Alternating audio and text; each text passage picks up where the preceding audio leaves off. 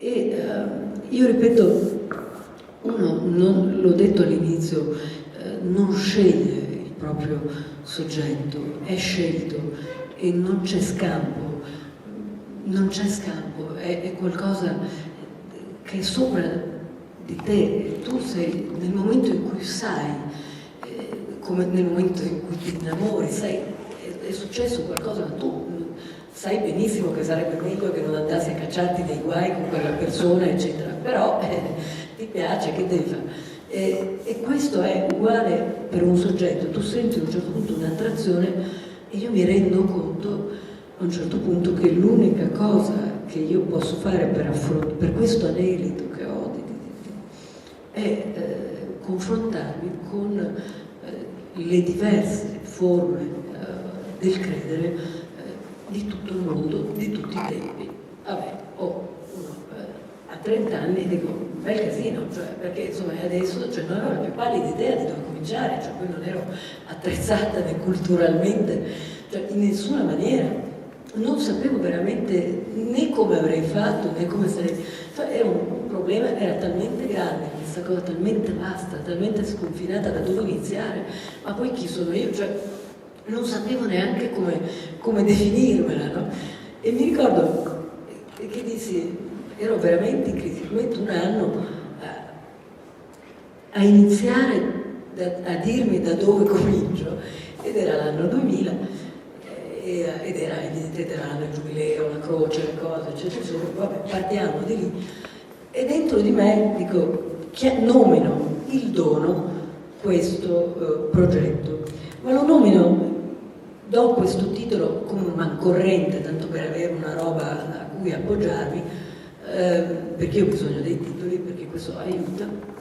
In realtà, non avendo la minima percezione della portata che poi questa parola avrà nel compimento di questo lavoro, e che questa parola ha di fatto indipendentemente da Giorgio Fiorio in assoluto.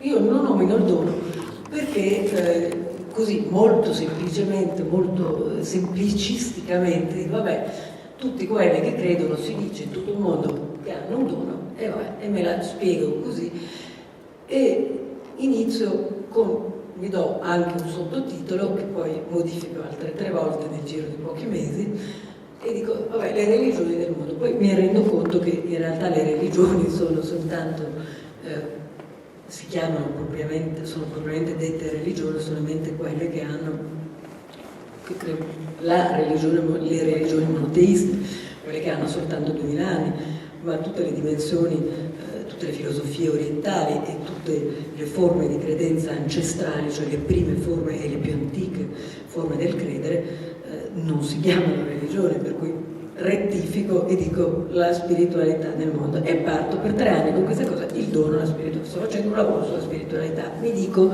per esempio, io lavoro da sola per me stessa, eccetera.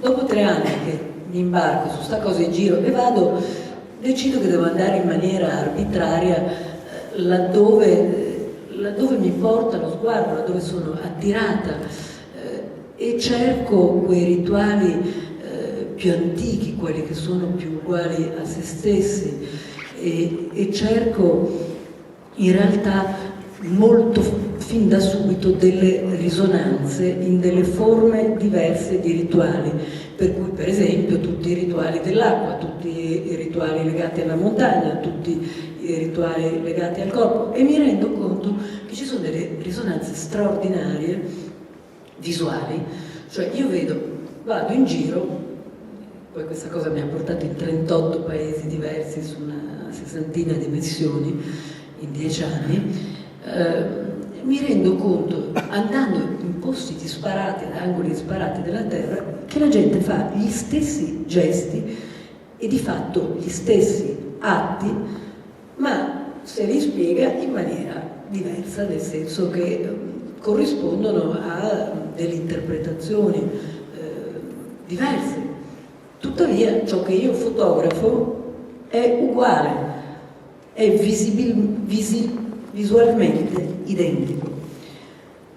Allora questa cosa, dico, caspita, questa cosa è pazzesca. Non solo, mi rendo anche conto, dopo 3 anni che giro, di una contraddizione in termini, in questo lavoro che io mi dicevo che stavo facendo sulla spiritualità, che in realtà l'elemento più ricorrente di fatto nelle fotografie è il corpo umano, cioè è il corpo, la pelle, la carne.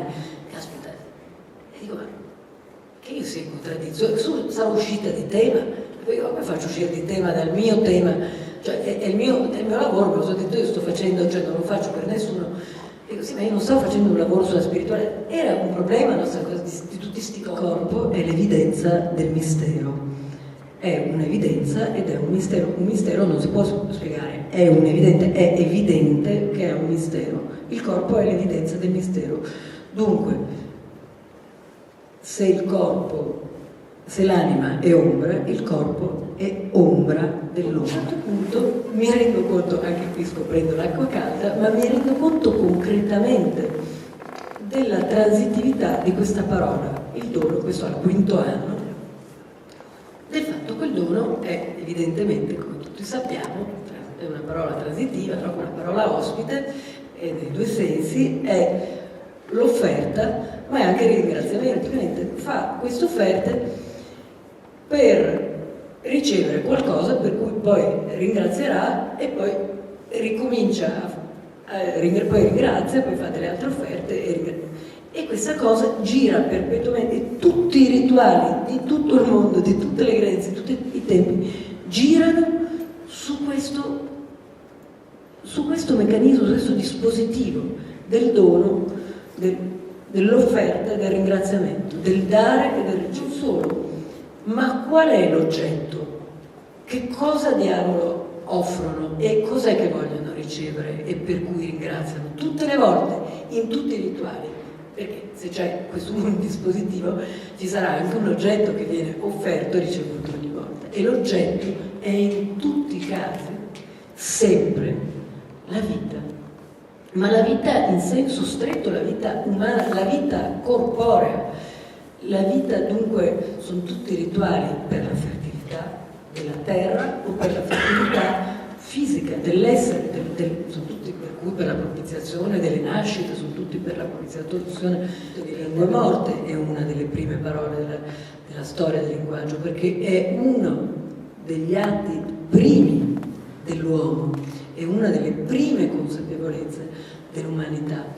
E mi metto nell'ultimo anno del dono a cercare questa parola in un numero considerevolissimo di lingue morte, di lingue prime, tutti questi diversi significati della parola dono che girano tutti evidentemente intorno a dare, a ricevere, all'offerta, al ringraziamento, però vanno dal sacrificio al tributo, alla donazione, alla grazia, eccetera, eccetera.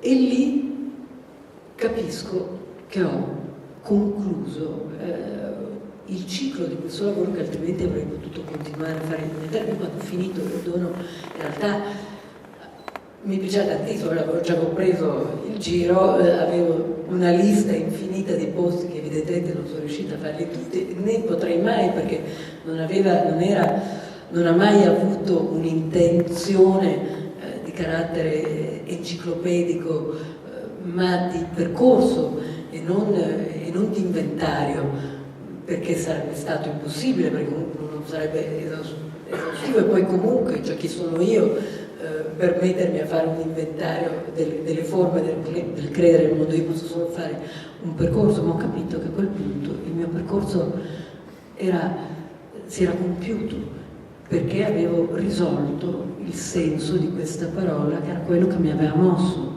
su questo percorso. E sì,